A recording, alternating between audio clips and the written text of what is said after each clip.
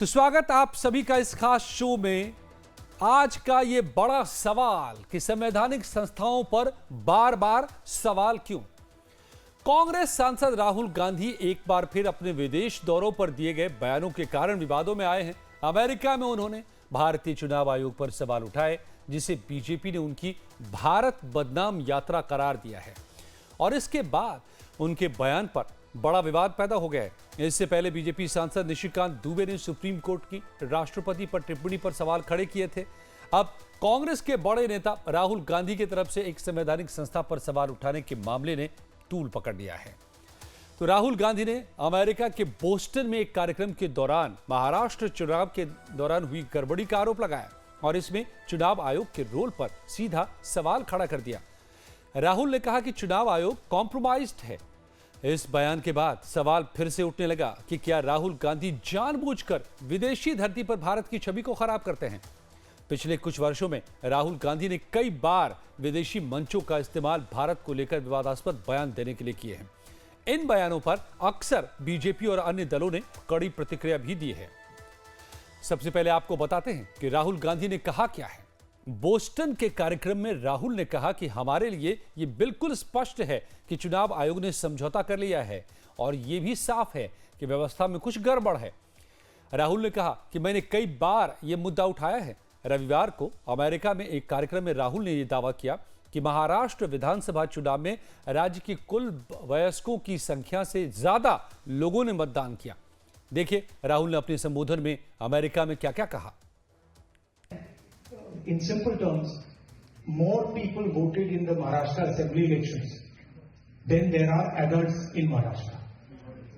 This is a fact. And the election commission gave us a figure, voting figure for 5:30 in the evening. And between 5:30 in the evening and 7:30 in the evening, when the polls were supposed to have closed, 65 lakh voters voted. Now, that is physically impossible to happen, right? Because for a voter to vote, it takes approximately 3 minutes. And if you do the math, it would mean that there were lines of voters till 2 o'clock at night voting all night, and this didn't happen. So we asked them that, look, evening, you have videography taking place, at least we asked. They not only refused to give us the videography, they changed the law so that now you're not allowed to ask for the videography. So it's very clear to us that the election commission is compromised. It's very clear that there is something very wrong with the system. We've said it. We've said it publicly. I've said it multiple times. I've said it in press conferences. तो राहुल ने चुनाव आयोग की भूमिका पर सवाल उठाए तो बीजेपी को भी सियासी वार करने का मौका मिल गया। राहुल पर बयानों की अब बाढ़ आ गई है। सुनिए। संविधान पर विदेश जाकर करेंगे संवैधानिक संस्थाओं का अपमान, यही राहुल गांधी की बन चुकी है पहचान। विदेशी धरती पर जाकर कभी बोलना कि भारत में लोकतंत्र समाप्त हो गया। भारत के लोकतंत्र में समाप्ति के बाद यूएस और यूके को इंटरवीन करना चाहिए, हस्तक्षेप करना चाहिए। जुडिशरी बिकी हुई है, जुडिशरी ठीक से काम नहीं कर रही है। ईसीआई पर सवाल खड़े करना, भारत की हर संस्था पर जाकर विदेशी धरती पर सवाल खड़े करना, सेना से प्रूफ मांगना विदेशी धरती से, ये दिखाता है कि कुछ लोग मोदी विरोध करते करते अब भारत के विरोध में उतर आए हैं और वो भी विदेशी धरती पर इस प्रकार की जुबान बोलते हैं। सारे जो क्लेम्स बस्ट कर दिए गए हैं इलेक्शन कमीशन के द्वारा, उनको केवल विदेशी धरती पर जाकर फिर से उठाना ताकि भारत की संस्थाओं के खिलाफ संशय, डाउट पैदा किया जा सके। ये किसके इशारे पे किया जा रहा है? राहुल गांधी ने तो एक बार बोल दिया I am fighting Indian state. अब इंडियन स्टेट के साथ फाइट करते करते इंडियन इंस्टीट्यूशन से भी सवाल उठाना। राहुल गांधी, आपसे नहीं हो पाएगा हिंदुस्तान में राजनीति, तो जाकर के किसी और देश से चुनाव लड़िए।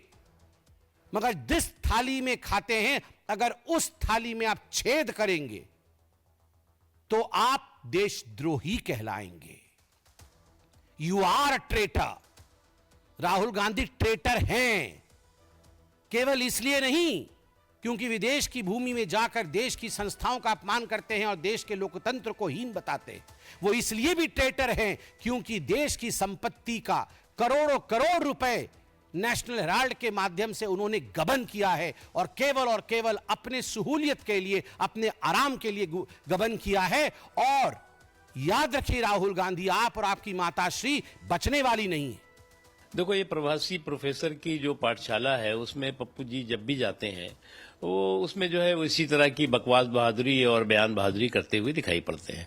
और दूसरी चीज यह है कि जो संवैधानिक संस्थाएं हैं उस पर वार और प्रहार के ये परिवार जो है वो हिस्ट्री शीटर है।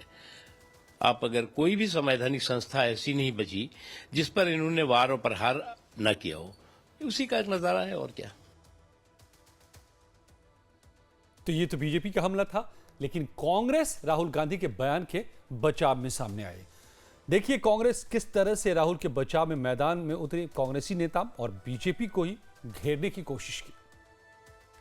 देखिए, चुनाव प्रणाली के अंदर पूरी पारदर्शिता होनी चाहिए और दुर्भाग्य है कि यहाँ नहीं हो रही है। और जब सवाल या निशान खड़े हो रहे हैं, चाहे वो कितना भी सवाल दें, जब सवाल या निशान खड़े हो रहे हैं उनके और सबूत के साथ खड़े हो रहे हैं, तो पारदर्शिता के लिए जरूरी है। वही राहुल जी ने कहा है, उसके अलावा तो क्या कहा राहुल जी ने। सवाल यही आता है कि राहुल जी गांधी सच बोलते तो इनको मिर्ची क्यों लगती है, ये क्यों बखला जाते हैं। अगर हिम्मत है तो आप ईवीएम छोड़कर बैलेट पेपर चुनाव लड़ो ना, लाओ ना। पहले तो आप चिल्लाते थे, ईवीएम के भरोसे मोदी जी बोलते थे, बहुत सारे भाजपा के नेता बोलते थे, तो नितिन जी गडकरी बोलते थे, ये सब नेता बोलते थे कि ईवीएम में जालसाजी हो सकती है।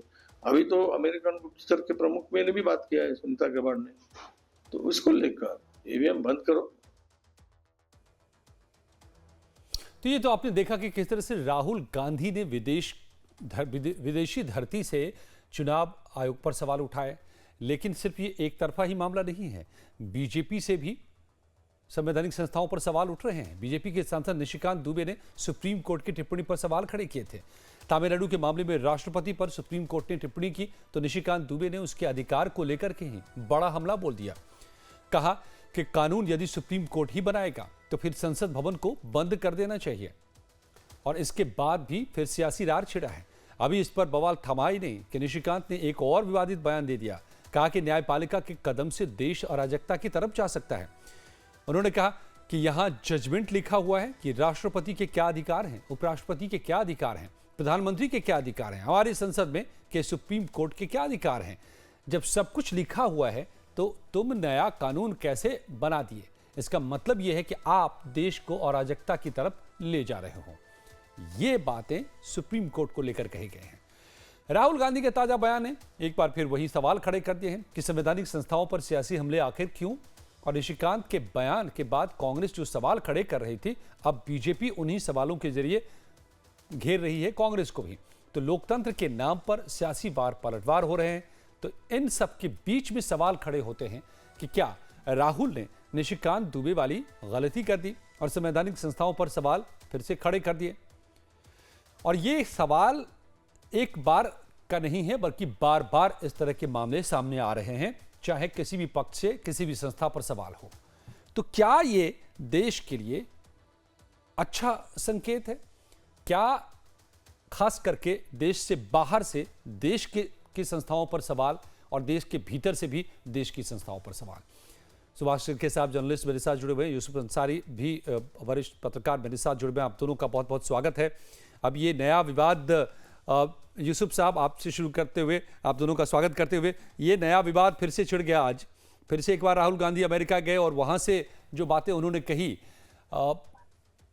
इसके ऊपर अब राज्य क्या ठना है आप देख रहे हैं। सवाल इसमें बड़ा है। एक तो सवाल ये है कि संवैधानिक संस्थाओं पर सवाल, चाहे वो बीजेपी की तरफ से हो रहे हैं या कांग्रेस की तरफ से, क्या ये शुभ संकेत है हमारे लोकतंत्र के लिए, हमारे देश के लिए? नहीं, शुभ संकेत तो नहीं है, लेकिन ये सवाल के साथ वो विदेशी धरती पे बोला है, देश की धरती पे बोला है, ये मायने नहीं रखता, क्योंकि दुनिया तो अब ग्लोबल है। जो हम यहाँ राहुल गांधी ने अगर वहां कोई बात बोली है तो पहले मीडिया के जरिए एक जगह से दूसरी जगह जाने में कई दिन लगते थे और अब वो हाथों हाथ हो जाती है। तो दूसरी बात यह कि प्रधानमंत्री नरेंद्र मोदी भी विदेशी धरती के बारे में पूर्व की सरकारों की कई बार आलोचना कर चुके हैं, तब तो ये सवाल नहीं उठता है। राहुल गांधी ने चुनाव आयोग पर जो सवाल उठाए हैं वो सवाल लगातार उठ रहे हैं, और अमेरिका में अगर वो बोला गया है तो इसका मतलब ये है कि हमारे चुनाव आयोग की निष्पक्षता वहां भी संदेह के घेरे में है। और वो सवाल जो उठाए राहुल गांधी ने वो सवाल तो गलत नहीं है। आखिर 2 घंटे में 65 लाख वोट कैसे बढ़ गए, ये तो एक गंभीर सवाल है। सुप्रीम कोर्ट में मामला चल रहा है, अभी इलेक्शन कमीशन का मामला चल रहा है। महमूद प्राचा जो कि याची हैं, उन्होंने सीसीटीवी फुटेज मांगी थी। पंजाब हाईकोर्ट, पंजाब और हरियाणा हाईकोर्ट ने आदेश भी कर दिया था कि महमूद प्राचा को उन सभी हरियाणा की सभी 90 सीटों की सीसीटीवी फुटेज मुहैया कराई जाए कि आखिर 5 बजे के बाद क्या। तो जब हाईकोर्ट ने आदेश दे दिए सीसीटीवी फुटेज अवेलेबल कराने के लिए, तो उसके बाद सरकार ने कानून बदल दिया कि हम सीसीटीवी फुटेज किसी को नहीं दे सकते हैं। तो आखिर सरकार छुपाना क्या चाहती है और इलेक्शन कमीशन क्या छुपाना चाहता है? अगर कुछ छुपाना चाहता है, इलेक्शन कमीशन की जिम्मेदारी फ्री एंड फेयर चुनाव कराने की है। कांग्रेस के डेलीगेशन को इलेक्शन कमीशन ने 10 महीने तक मिलने का समय नहीं दिया, इसका क्या मतलब लगाया जाएगा? तो अगर ये सवाल उठते हैं तो चाहे देश की धरती से उठे चाहे विदेश की धरती से उठे, सवाल तो सवाल है और उसका जवाब इलेक्शन कमीशन की जिम्मेदारी है कि वो पारदर्शिता बनाए। और अगर देश की जनता में ये शक है उसकी भूमिका को लेकर के, तो उसकी तस्वीर साफ करने की जिम्मेदारी चुनाव आयोग की है। ठीक है, सुभाष सिरके साहब, अगर अब ये तो एक चुनाव आयोग पर बार बार जो सवाल उठ रहे हैं वो उसका था, और महाराष्ट्र से जुड़ा मसला है, तो मैं सुप्रीम कोर्ट के मामले पर जाऊं इससे पहले आपसे भी समझना चाहता हूं इसको लेकर के। जो गणित राहुल गांधी बता रहे थे अमेरिका की बोस्टन में कि 2 घंटे में 50 लाख 54 लाख वोट डाले गए और वो संभव नहीं है फिजिकली, इस गणित का क्या आधार है? मैं आंकड़े को समझ नहीं पाया। क्या वो एक किसी बूथ पर ये बता रहे हैं या 10 बूथ पर बता रहे हैं, या पूरे महाराष्ट्र के बूथ पर भी ये संभव नहीं था 2 घंटे में इतनी वोटिंग? क्या ये आंकड़े हैं? देखिए, इसमें सबसे बड़ी जो बात है कि सारे महाराष्ट्र के बूथ में ये चीजें हुई है।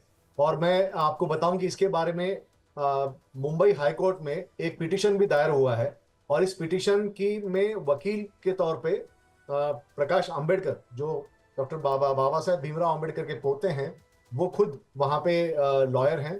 और इस बारे में पहली सुनवाई थी वो 4 फरवरी को हुई थी, और आगे वो सुनवाई अभी चलेगी। तो उसमें ये कहा गया है कि जो अचानक से 2 घंटे में 6 बजे के बाद वोटिंग खत्म होती है, लेकिन उसके बाद जो लोग लाइन में रहते हैं तो उनको परमिशन होती है कि वो वोट डालने की जी। इसी दौरान ये 2 लोग जो है वो वोटर का प्रतिशत जो है वो बढ़ा है। तो इसमें इस कोर्ट के केस में ये मांग की गई है कि कितने कूपन बांटे गए, उसका आप ब्यौरा दे दीजिए, इलेक्शन कमीशन को बोला गया है। और जो जिनको परमिशन मिली है वोट की, तो और कितने बजे तक ये दिया गया इसकी परमिशन दे, क्योंकि जो 48 लाख वोटर है जो 2 घंटे में जिन्होंने वोटिंग किया, ऐसा कहते हैं हर एक वोटर को 3 मिनट लगता है। अगर 3 मिनट अगर लगता है तो 48 लाख लोगों को रात को 2 बजे तक उनको वोटिंग करना होगा, तब जाके उनका वोट पड़ेगा ईवीएम में।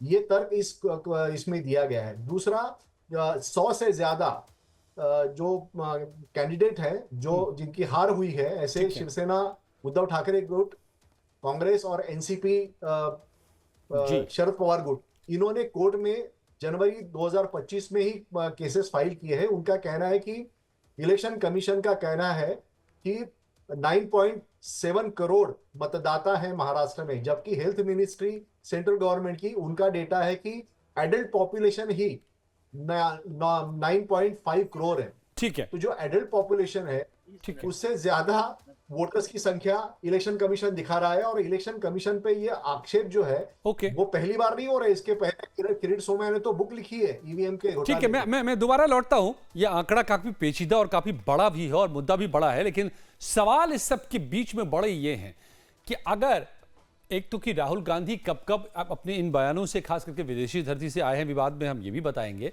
लेकिन क्या संवैधानिक संस्थाओं पर अगर सवाल है देश के भीतर, तो क्या उसका रास्ता संविधान के जरिए उपलब्ध है या नहीं? तो संवैधानिक संस्थाओं पर सवाल, क्या संवैधानिक दायरे में जवाब बेहतर या फिर सियासी दायरे में बहस? इस पर इस साल फरवरी में एक प्रेस कॉन्फ्रेंस के दौरान राहुल गांधी ने कहा कि महाराष्ट्र चुनाव में गड़बड़ी हुई, वोटर लिस्ट में नए मतदाता जोड़े गए ताकि बीजेपी की जीत हो सके। राहुल ने इलेक्शन कमीशन से वोटर्स का डेटा भी मांगा था।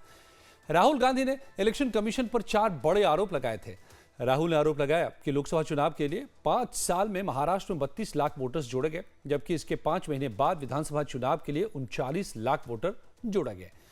उन्होंने कहा कि चुनाव आयोग से पूछा कि 5 महीने में 5 साल से ज्यादा वोटर्स कैसे जुड़ गए।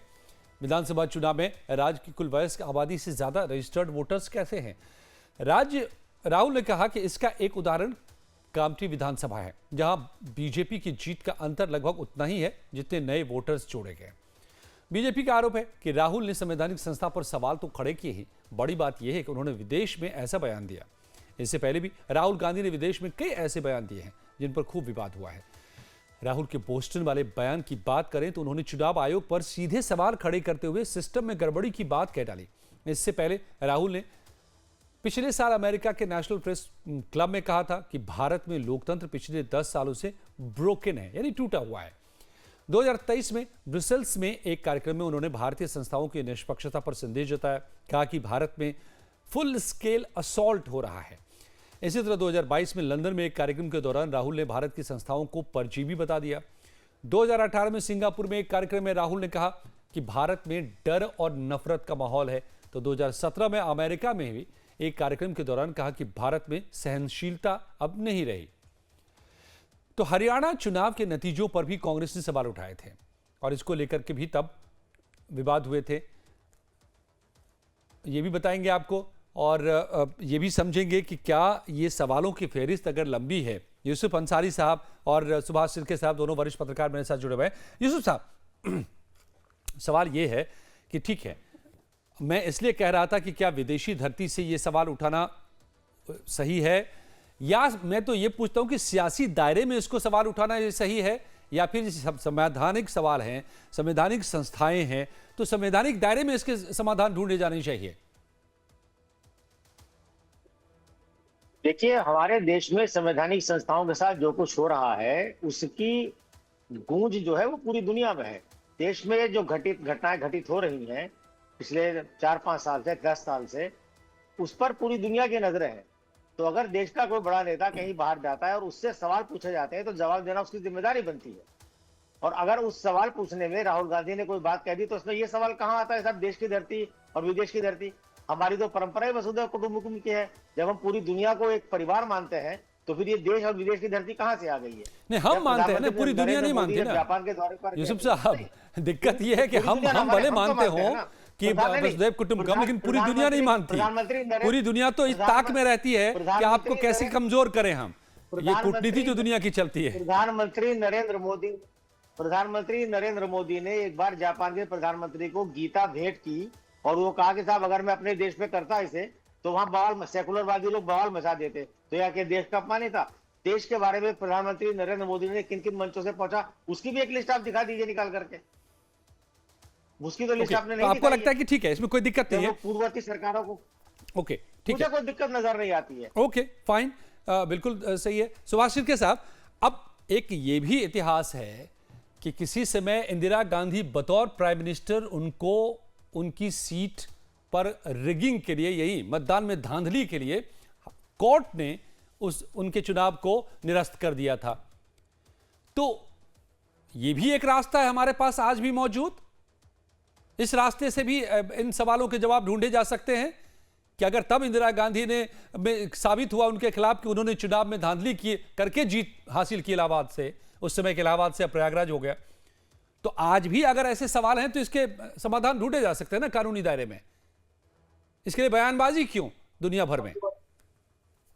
आपकी बात सही है कि कानूनी दायरे में जवाब ढूंढे जा सकते हैं, लेकिन एक जवाब जो जुलाई 2023 से पड़ा हुआ है सुप्रीम कोर्ट में, महाराष्ट्र के बारे में ही सुप्रीम कोर्ट बहुत ही धीमी गति से, कछुए से भी बहुत ही धीमी गति से, मुझे लगता है कि उससे भी जो एनिमल होगा उसकी धीमी गति से चल रहा है, कि जिसमें ये पता नहीं कर पा रहा है सुप्रीम कोर्ट की जुलाई 2023 में जो एकनाथ शिंदे मुख्यमंत्री बने वो शिवसेना में फूट थी या नहीं। इसके बारे में हमारे चंद्रचूड़ जी, इतने महान न्यायाधीश वो तय नहीं कर पाए और तारीख पे तारीख आज भी वहां पे चल रही है।